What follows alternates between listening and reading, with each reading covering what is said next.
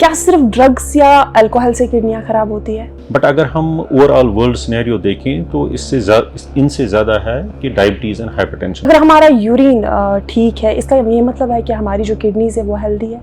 Urine एक बहुत important marker है किडनी का, क्योंकि ये बेसिक फंक्शन है किडनी का। आजकल किडनी स्टोन्स ज़्यादातर देखने को मिलती है। एक बहुत बड़ा रीज़न हमारा है कि हम जो रेड मीट यूज़ करते हैं वो एक बहुत बड़ा कंपोनेंट है इसमें।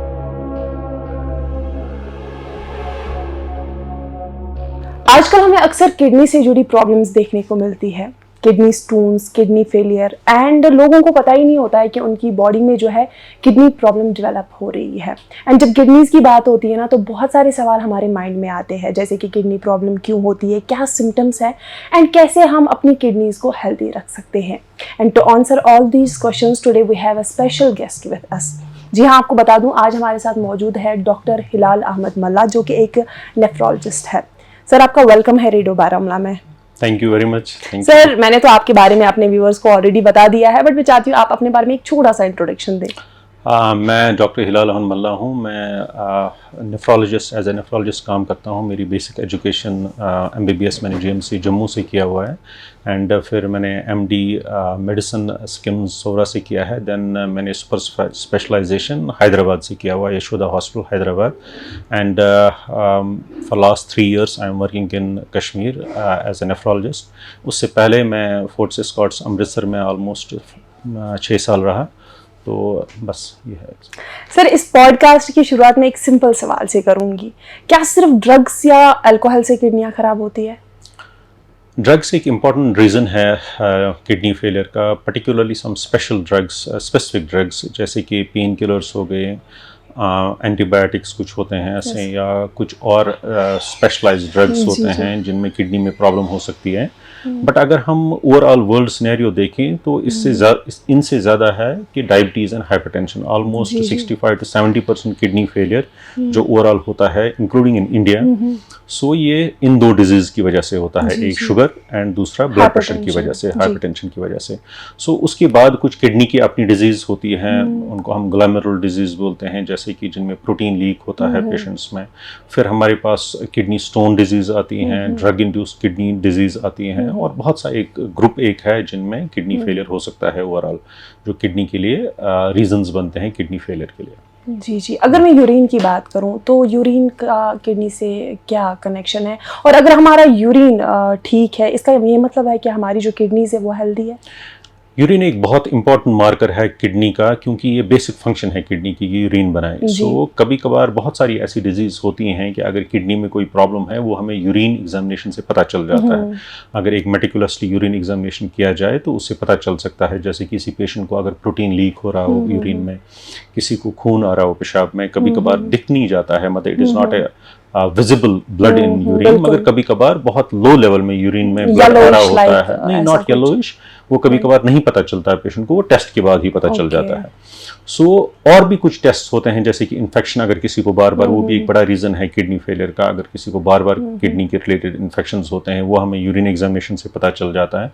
और भी बाकी मार्कर्स होते हैं यूरिन एग्जामिनेशन में, जिससे हमें किडनी का हेल्थ पता चल जाता है। बट हाँ, दूसरा पार्ट जो आपकी क्वेश्चन का है कि क्या सारी डिजीज इसी से पता चल जाती है, ज़रूरी नहीं है। बहुत सारी ऐसी डिजीज होती हैं किडनी में जिनमें यूरिन बिल्कुल नॉर्मल होता है।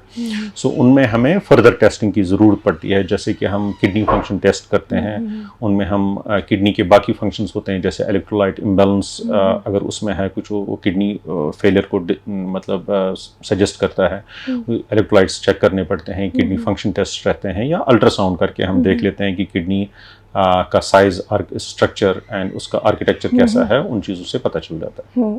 कहीं ना कहीं डॉक्टर साहब की बात से ये हमें पता चला कि यूरिन का कहीं ना कहीं बहुत बड़ा रोल है, लेकिन बहुत कम प्रॉब्लम्स ऐसी होती है जो हमें यूरिन के थ्रू पता चलती है, और बहुत ऐसी प्रॉब्लम्स है जो हमें टेस्ट के थ्रू पता चल सकती है। Sir, people are not even aware that a kidney problem is developing in their body. So in such cases, what test would you recommend for a normal person? Normal इंसान के लिए routine testing की ज़रूरत नहीं है। मैं तो recommend करूंगा जो हाई रिस्क ग्रुप्स होते हैं, क्योंकि हाई रिस्क ग्रुप्स वो होते हैं जिनमें किडनी डिजीज़ के चांसेस ज़्यादा होते हैं। जैसे कि अगर किसी को डायबिटीज़ है, उसका बहुत ज़्यादा रिस्क है कि इसको ऑलरेडी किडनी में फ़र्क असर पड़ गया होगा शुगर का, तो बहुत ज़रूरी है वो अपना टेस्ट कराए। उसमें सबसे इंपॉर्टेंट टेस्ट यही यूरिन एग्जामिनेशन ही होता है कि अगर वो कुछ एल्ब्यूमिन लीक हो रहा है तो वो पता चले हमें। तो दूसरा हमारा टेस्ट रहता है कि जिसमें हम टाइम्ड यूरिन कलेक्शन करते हैं, 24 घंटे का पेशाब का टेस्ट बोलते हैं, ये जानने के लिए कि कितना लॉस हो रहा है। एक डायबिटिक पेशेंट को साल में 6 महीने या 1 साल में ज़रूरी करना चाहिए उसका कि एक यूरिन एग्जामिनेशन 24 घंटे का यूरिन एग्जामिनेशन करे। या बाकी भी टेस्ट आते हैं इसके लिए, जैसे एक टेस्ट होता है उसको हम एल्ब्यूमिन क्रेटिनिन रेशियो बोलते हैं, ACR बोलते हैं, वो करना चाहिए, वो ईजी टेस्ट है करने के लिए। In addition to that KFT करना चाहिए साल में एटलीस्ट 6 months to 1 yearly करना चाहिए ये। एंड आंखों का चेकअप करना चाहिए। आंखों के चेकअप, आंखों के पर्दे और किडनी में बहुत स्ट्रांग रिलेशन कनेक्शन होता है कि अगर किसी को शुगर की वजह से आंखों के पर्दे में फर्क पड़ा है, हो सकता है उसको किडनी भी इन्वॉल्व हो। तो इन पेशेंट्स में जो हाई रिस्क ग्रुप्स होते हैं, एक और इम्पॉर्टेंट ग्रुप होता है जैसे यंग पेशेंट्स में किसी को ब्लड प्रेशर हाई होना। अगर किसी की एज 30 से कम है और उसका ब्लड प्रेशर हाई होता है, उसके लिए मैंडेटरी है कि वो अपनी किडनी का पहले एग्जामिनेशन कराए, एक डॉक्टर अपने फिजिशियन से मिले, उसके लिए किडनी के पहले टेस्ट किए जाएं। क्योंकि किडनी में प्रॉब्लम एक बहुत बड़ा रीज़न होता है जिसको हम सेकेंडरी हाइपरटेंशन बोलते हैं, कि मतलब यंग एज में किसी को ब्लड प्रेशर हाई होना। उसके लिए यही टेस्ट हैं जो मैंने पहले डिस्कस किया है, अल्ट्रासाउंड, KFT, यूरिन एग्जामिनेशन। ये सिंपल वाले टेस्ट हैं, आजकल हर एक जगह पे अवेलेबल हैं, तो हम ये करके एटलीस्ट बचा सकते हैं। सही बात है, हम बहुत सारी ऐसी प्रॉब्लम से बच सकते हैं कि अगर हमने सही वक्त पर जो है बीमारी का पता लगाया और उस बीमारी का जो है सही से इलाज किया। सर, आपने स्टोन्स की बात की और आजकल किडनी स्टोन्स ज़्यादातर देखने को मिलती है, तो क्या सर्जरी के बिना कोई ट्रीटमेंट पॉसिबल नहीं है? नहीं, सर्जरी तो लास्ट ट्रीटमेंट होता है इसका, कि अब there is no scope of any improvement with other things. सबसे इंपॉर्टेंट चीज़ हमने पहले ही देखनी कि स्टोन बन क्यों रही हैं आजकल के। बहुत सारा, एक बहुत बड़ा रीज़न हमारा है कि हम जो रेड मीट यूज़ करते हैं वो एक बहुत बड़ा कंपोनेंट है इसमें। जो आजकल हम जंक फूड यूज़ करते हैं, पर्टिकुलरली चॉकलेट्स हैं, उनमें ऑक्सलेट कंसनट्रेशन बहुत ज़्यादा हाई होती है, तो उन पेशेंट्स में स्टोन बनने के चांसेस ज़्यादा होते हैं। Kashmiri as such we are taking lot of salt, high salt concentration in urine, इन जो हम कंजप्शन करते हैं, वो भी एक रीज़न है स्टोन बनने का। सो फर्स्ट हमने अपना देखना है कि why stones are forming there. कभी कभार ये सारी रीजंस होने के बाद भी हमें कभी और फर्दर टेस्टिंग करने की ज़रूरत पड़ती है। सो एक स्टोन को सर्जरी करने से पहले ये देखना चाहिए हमें कि स्टोन बन क्यों रही है। मेजॉरिटी ऑफ स्टोन्स हमारे डाइटरी हैबिट्स एंड हमारी जो हमारा लाइफस्टाइल है उसके रिलेटेड होता है। जैसे कि वेट गेन, किसी को ओबेसिटी है उसको स्टोन बनने के चांसेस ज़्यादा हैं। किसी को बहुत ज़्यादा high consumption of non veg food है, उसमें भी स्टोन बनने के ज़्यादा चांसेस हैं। या साल्ट कंजम्पशन है, जैसे मैंने बता दिया। कुछ ड्रग रिलेटेड भी स्टोन्स बनती हैं, उनका थोड़ा ध्यान रखना पड़ेगा कि कोई ऐसी दवाई तो नहीं चल रही है जिससे इसको स्टोन्स बन रही हैं। हमारा अप्रोच प्रिवेंटिव अप्रोच रहना चाहिए कि अगर किसी को एक बार स्टोन बन गए, he should change his diet, he should change his lifestyle, so that उसको बार बार स्टोन्स ना बने। बिल्कुल, डाइट का बहुत ही बड़ा रोल है हमारी ज़िंदगी पे। अगर हम चाहते हैं कि हमारी किडनीज जो है वो हेल्दी रहे तो हमें जंक फूड को अवॉइड करना होगा और ज़्यादा से ज़्यादा पानी पीना होगा। जैसे सर आपने कहा अभी कि हाइड्रेशन बहुत इंपॉर्टेंट है, तो एक नॉर्मल पर्सन को दिन में कितना पानी पीना चाहिए? इसकी कोई डेफिनेट ये तो नहीं है, बट इट डिपेंड्स अपॉन कि उसका मतलब एक लेबरर और एक ऑफिस में एसी में बैठने वाले इंसान का रिक्वायरमेंट डिफरेंट है। एक बच्चे का और एक बुजुर्ग इंसान का रिक्वायरमेंट डिफरेंट है। एक जो बहुत ज़्यादा स्पोर्ट्स एक्टिविटीज़ करता है, दूसरा एक सेडेंटरी लाइफस्टाइल गुजारता है, इनका रिक्वायरमेंट डिफरेंट है। बट ऑन एन एवरेज अगर हम देखें, हमारा यूरिन, एक दो चीज़ें हमारी इंपॉर्टेंट होती है कि हमारी हाइड्रेशन स्टेटस कैसा है।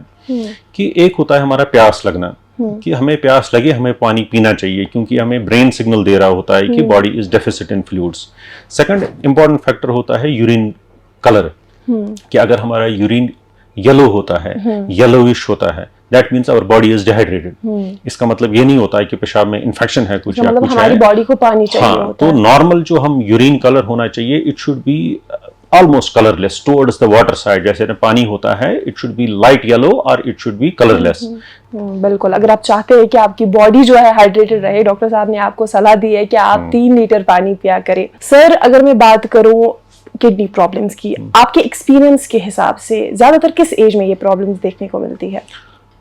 एज नहीं है इसमें कोई फैक्टर, ये फ्रॉम चिल्ड्रन टू एडल्टहुड हर एक एज में होता है। बट जैसा मैंने कहा कि रीजंस कुछ डिफरेंट है इसके, जैसे डायबिटीज है, हाइपरटेंशन है, आजकल हम ओबेसिटी का एपिडेमिक देख रहे हैं, तो मेटाबॉलिक सिंड्रोम एक एंजाइटी है, उसमें ये सारी चीज़ें होती हैं, मोटापा, उसमें फैटी लिवर, उसमें किडनी शुगर, हाइपरटेंशन। तो अगर हम इन चीज़ों को देख लें तो यूजुअली ये डिजीज़ कॉमनली होती है अराउंड 40 से आगे आगे की पेशेंट्स में, बट इट डजंट मीन कि यंग पेशेंट को नहीं हो सकता। उसमें रीजंस डिफरेंट रहते हैं। इनके बच्चों में भी किडनी डिजीज होती है, बट उनमें रीजंस डिफरेंट रहेंगे। स्पेसिफिक एज नहीं है। हाँ, ऐसा कोई स्पेसिफिक एज नहीं है, बट अगर हाँ नंबर्स के हिसाब से देखोगे, क्योंकि शुगर एक नंबर 1 रीजन है इसका किडनी फेलियर का, तो यूजुअली शुगर लेट एजेस में होती है after the 4th decade, but आजकल तो हम इवन की उससे 3rd डिकेड 2nd डिकेड में भी देखते हैं, but usually it is in 4th decade onwards. So हम किडनी डिजीज भी उन्हीं पेशेंट्स में ज्यादा देखते हैं। सर, ये जो पेशेंट्स होते हैं जिनको किडनी प्रॉब्लम होती है, उनमें ज्यादातर शोल्डर पेन, दम शितुमन गसा, स्वेलिंग होती है उनको पैरों में, ऐसा क्यों होता है? इनके डिफरेंट रीजंस हैं। स्वेलिंग डेफिनेटली उसी की वजह से होता है कि जब हमारी फ्लूइड इनटेक एंड आउटपुट में इम्बैलेंस हो जाएगा। कोई पेशेंट जिसको एडवांस्ड किडनी प्रॉब्लम होती है तो वो इनटेक पानी ज़्यादा लेता है, कर नहीं पाता उतना ज़्यादा, तो ओवर टाइम फ्लूइड एक्यूमुलेशन हो जाती है बॉडी में, तो स्वेलिंग आ जाती है। इसके बाकी भी रीजंस रहते हैं। बाकी जो आपने कहा कि पेन्स वेन्स, ये बहुत इंपॉर्टेंट सिम्टम है। In fact one of the subtle and earliest symptoms of chronic kidney disease की किडनी में प्रॉब्लम है किसी को, उसमें यही है कि generalise aches and pains and easy fatigability, but unfortunately ये ऐसे सिम्टम होते हैं कि पेशेंट ध्यान नहीं देता इन चीजों अक्सर इग्नोर कर देते हैं, क्योंकि ये जो किडनी की प्रॉब्लम है it is not restricted to the kidney. जैसे शुगर की प्रॉब्लम है ना, it is a multi system disease, मतलब हमारे सर से लेके हमारे पैर तक शुगर हर एक पार्ट को इन्वॉल्व करता है। ऐसे ही किडनी भी होती है। Thank you so much sir हमसे बात करने के लिए। Thank you. आज हमने किडनी से रिलेटेड बहुत सारी बातें जानी कि किडनी स्टोन्स क्यों बनती है, क्या ट्रीटमेंट पॉसिबल है और कैसे हम अपनी किडनीज को हेल्दी रख सकते हैं। आज के लिए इतना ही, अगली बार फिर मिलेंगे एक नई मेहमान के साथ। तब तक आप देखते और सुनते रहे 89.6 FM रेडियो बारामूला। अल्फाज हमारे, एहसास आपके।